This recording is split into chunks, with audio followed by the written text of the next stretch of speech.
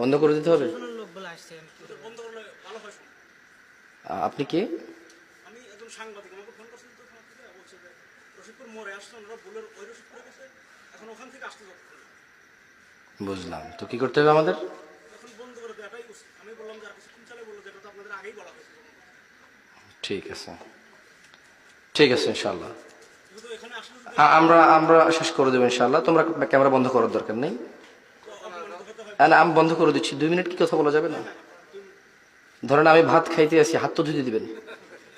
না, এটা আমারও গ্রামে, আমি তো বন্ধ করার আমাকে বলছে।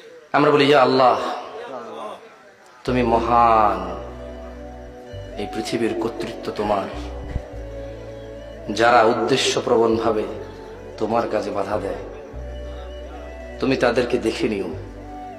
রব, যা আমার আয়ত্তে নেই, তুমি দয়ালু, তুমি আমাকে তা জিজ্ঞেস করবে না, তোমার প্রশংসা। রব, যা আমার আয়ত্তে নেই, যা আমার সাধ্যে নেই, তোমার প্রশংসা, তুমি এত দয়ালু, তা তুমি আমাকে জিজ্ঞেস করবে না। তাই আমি নিজেকে এখনো শান্ত রাখতে পারি।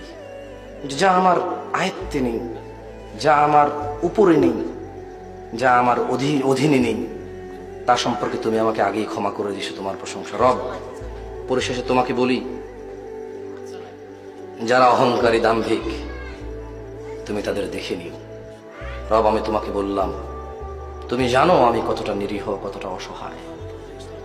রব, তুমি জানো যারা তোমার বান্দারা আছে তারা কতটা অসহায়, কতটা নিরীহ।